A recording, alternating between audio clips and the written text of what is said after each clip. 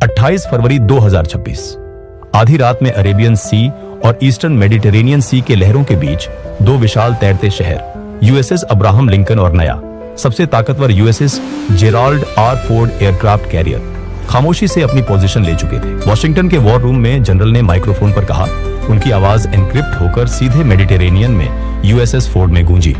Commander, यही वो पल है। ऑपरेशन एपिक फ्यूरी शुरू हो चुका है।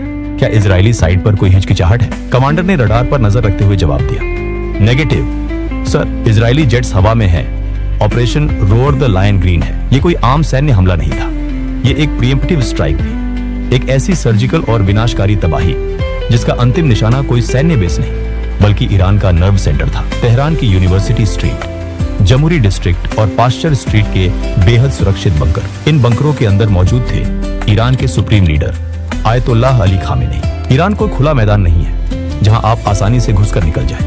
ये एक ऐसा किला है जिसे पहाड़ों, रेगिस्तान और दुनिया के सबसे एडवांस एयर डिफेंस सिस्टम्स ने घेर रखा है। इजराइल से सेंट्रल ईरान की दूरी लगभग 930 से 1240 मील थी। एक जेट को वहां पहुंचने के लिए जॉर्डन, सीरिया और इराक के दुश्मन हवाई इलाकों से होकर गुजरना पड़ता है। इजराइल डिफेंस फोर्स और अमेरिकी सेना के सामने सबसे बड़ा खतरा था ईरान का मजबूत एयर डिफेंस नेटवर्क। रूस से मिले S-300, S-400 बैटरिया और उनका अपना बावर 373 सिस्टम जो किसी भी वक्त हवा में उड़ते परिंदे को भी गिरा सकता था। तेल अवीव के अंडरग्राउंड कमांड सेंटर में एक इजरायली एयरफोर्स कमांडर ने कहा, अगर हम सीधे घुसते हैं तो हम आसान निशाना बन जाएंगे। उनके रडार हमारे F-35 को शायद देर से देंगे, लेकिन हमारे रिफ्यूलिंग टैंकरों को वो आसमान में आग के गोले में बदल देंगे। वहां मौजूद अमेरिकी अधिकारी मुस्कुराया। हम सीधे नहीं घुसेंगे मेरे दोस्त, हम पहले उन्हें अंधा करेंगे। हम उन्हें वही दिखाएंगे जो हम चाहते हैं कि वो देखें। और यहीं से शुरू हुआ इस सदी का सबसे बड़ा दिमागी खेल। एक ऐसी रणनीति जिसे मिलिट्री लैंग्वेज में कहते हैं टाइम ऑन टारगेट। एक सबमरीन अरब सागर के नीचे से मिसाइल दाग रही है। एक स्टेल्थ बॉम्बर जॉर्डन के पास से उड़ान भर रहा है। एक डिस्ट्रॉयर जहाज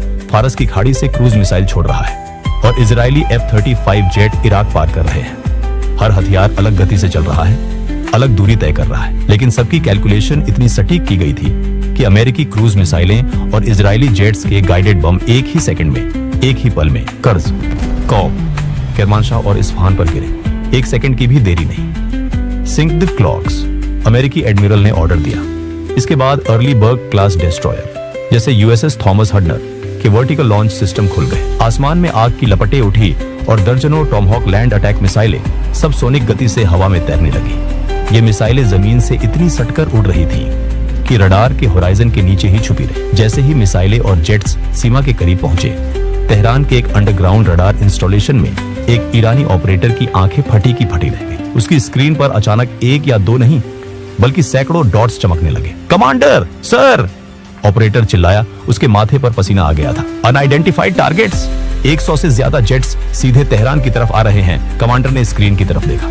उसकी सांसें अटक गई। ये हमला है, उन पर लॉक करो, सब कुछ फायर करो, पावर सिस्टम्स को अभी ऑनलाइन करो। लेकिन उन्हें यह नहीं पता था कि वो हवा में तीर चला रहे थे। अमेरिकी फोर्सेज ने स्पेस सैटेलाइट्स और इलेक्ट्रॉनिक वॉरफेयर प्लेन्स के जरिए झूठा डेटा डाल दिया था और जो सैकड़ों जेट्स उन्हें स्क्रीन पर दिख रहे थे वो असली फाइटर प्लेन थे ही नहीं। वो थे छोटे डिकॉय ड्रोन जो रडार पर एक बड़े F-15 या F-16 स्क्वाड्रन की तरह दिखाई देते हैं।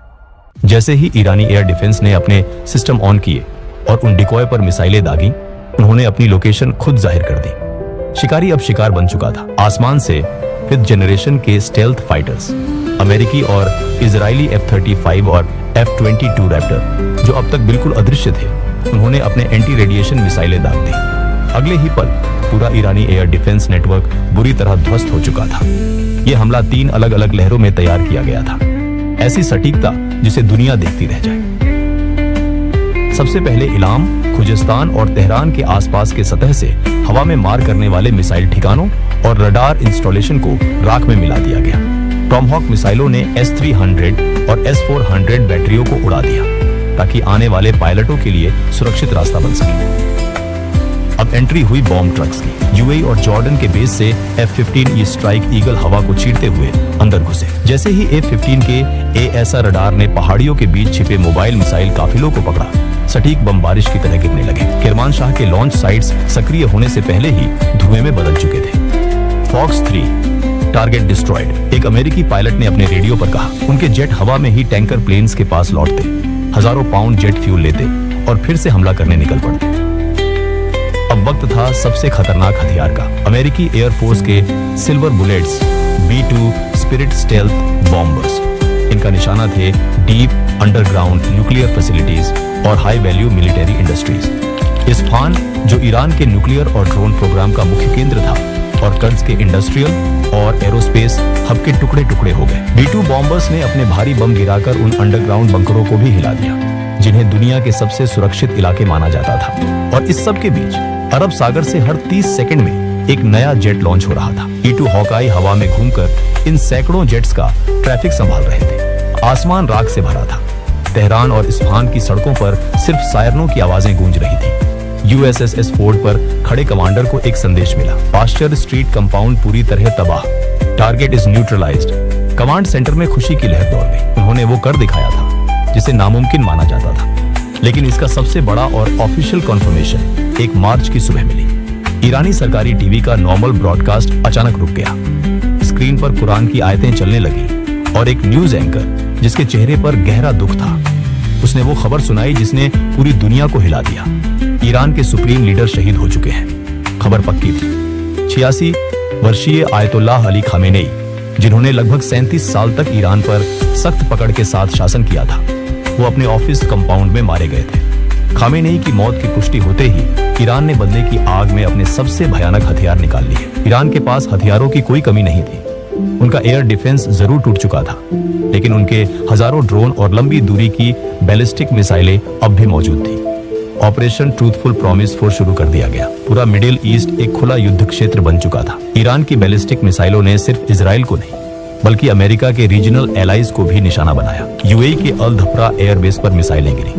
बहरीन में मौजूद अमेरिकी नौसेना के हेडक्वार्टर को सीधे निशाना बनाया गया। कतर और कुवैत के आसमान में आग के गोले फट रहे थे और वहां के एयरस्पेसेस पूरी तरह बंद कर दिए गए। इजराइल की तरफ देखें तो हालात और भी गंभीर थे। टेल अवीव और यरूशलेम के ऊपर सायरन बज रहे थे। आयरन डोम, डेविड्स स्लिंग और एरो 3 सिस्टम लगातार आसमान में मिसाइलें दाग रहे थे। इजराइल के प्रधानमंत्री बेंजामिन नेतन्याहू लाइव आए और कहा, इजराइल के नागरिकों और दुनिया भर में हमारे दुश्मनों, आज हमने अपना वादा पूरा किया है। ऑपरेशन रोअर द लायन सिर्फ एक मिलिट्री हमला नहीं था, ये एक ऐलान था। आयतुल्लाह खामेनेई, जो पिछले कई दशकों से इजराइल को नक्शे से मिटाने की कस्में खाता था, आज उसका आतंक का साम्राज्य मिट्टी में मिल चुका है। इसके तुरंत बाद अमेरिकी राष्ट्रपति डोनाल्ड ट्रंप ने भी दुनिया को एड्रेस करते हुए कहा, मेरे प्यारे अमेरिकियों, कल रात यूनाइटेड स्टेट्स मिलिट्री ने दुनिया के number 1 state sponsor of terror को हमेशा के लिए खत्म कर दिया है।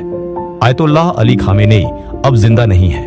उसने हमारे ठिकानों पर हमले का प्लान बनाई। उसने मिडिल ईस्ट में हमारे एलाइज को धमकाया, लेकिन वो अमेरिका की बेमिसाल ताकत और हमारी सटीक खुफिया जानकारी से बच नहीं पाया। हमने उसके बंकर को एक ही झटके में राख के ढेर में बदल दिया।